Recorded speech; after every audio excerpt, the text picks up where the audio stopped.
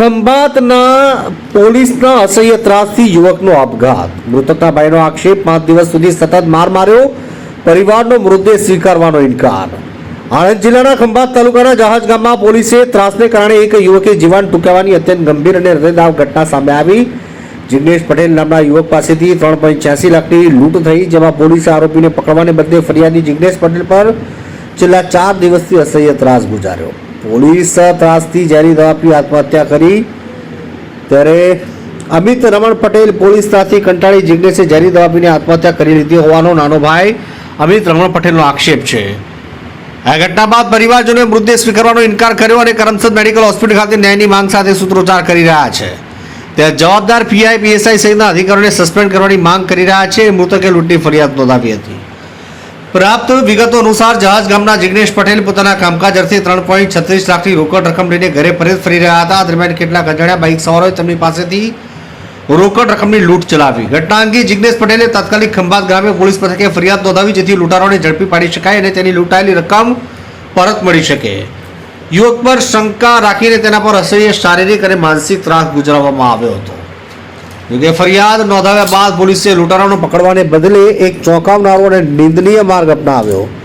Police કર્મીઓ, જેમાં PI, PSI ભરવાડનો સમાવેશ થાય છે, તેમણે ફરિયાદી જિગ્નેશ પટેલ મૃતક યુવક પર શંકા રાખી તેના પર અસહ્ય શારીરિક અને માનસિક ત્રાસ ગુજારવાનું શરૂ કર્યું.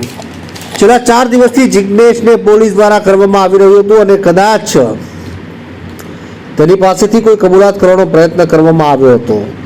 યુવકે અંતે કંટાળી ઝેરી દવા ગટગટાવી પોલીસના નિરંકુશ ત્રાસ અને અમાનવીય વર્તનથી કંટાળી ગયેલા જિગ્નેશ પટેલે આખરે આ કષ્ટમાંથી મુક્તિ મેળવવા માટે ઝેરી દવા પીને જીવન ટૂંકાવી લીધું. પરિવારજનો મૃતદેહ સ્વીકારવાનો સ્પષ્ટ ઇનકાર કર્યો.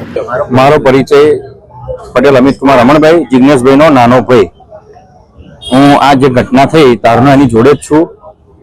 મને એને પહેલે કહ્યું હતું, ભાઈ મેં આ નહીં કર્યું, આ નહીં કર્યું, તોય ખબર નહીં. અને પ્લસ બીજું કે આ 11 તારીખનો બનાવ બન્યો છે, પોલીસ કશું કરતી નથી. બીજે દિવસ આજે દિવસ 11 વાગ્યા, બીજે દિવસ 12 તારીખે અમે સવારમાં 4 વાગે બીજે દિવસ બોલાવે, મધના હાથા છોડે છોડી મેલે, આ તે બધું. પ્લસ આ બનાવ કે એને ટોર્ચરિંગ એટલું કર્યું છે, એને મારપીટ એટલી કરી છે. મેં અમે હાથ જોડીને કહ્યું, મૂકું ભાઈ શું છે? તો કે ભાઈ મેં આ સજ્જે નહીં કર્યું અને આવું કોદા હું પગલું ના ભરું. એટલે એને મને કહ્યું હતું. રાતે મને બધું કહેતો હતો ઘરે આવીને કે મેં આ પગલું નહીં ભર્યું, મને ફસાવા માંગે છે, આ છે. અને આ પોલીસને ફરિયાદી એ જાતે જ હતો ફરિયાદી.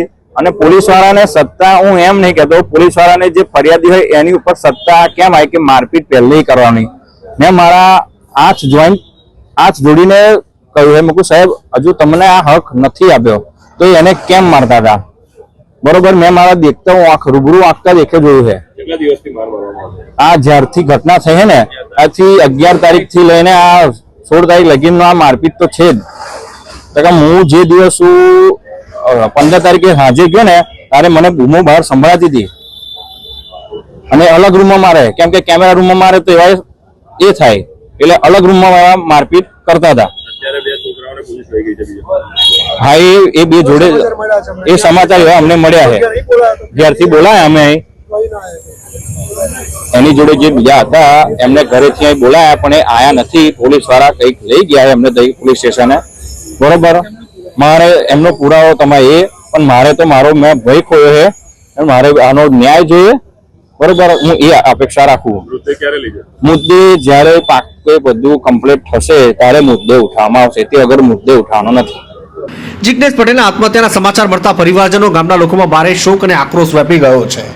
પરિવારજનોએ પોલીસના અત્યાચારને જિગ્નેશના મોતનું કારણ ગણાવીને મૃતદેહ સ્વીકારવાનો સ્પષ્ટ ઇનકાર કર્યો. તેઓ હાલ કરમસદ મેડિકલ હોસ્પિટલ ખાતે મૃતદેહ સાથે ન્યાયની માંગ સાથે ધરણા પર બેઠા છે અને સૂત્રોચ્ચાર કરી રહ્યા છે.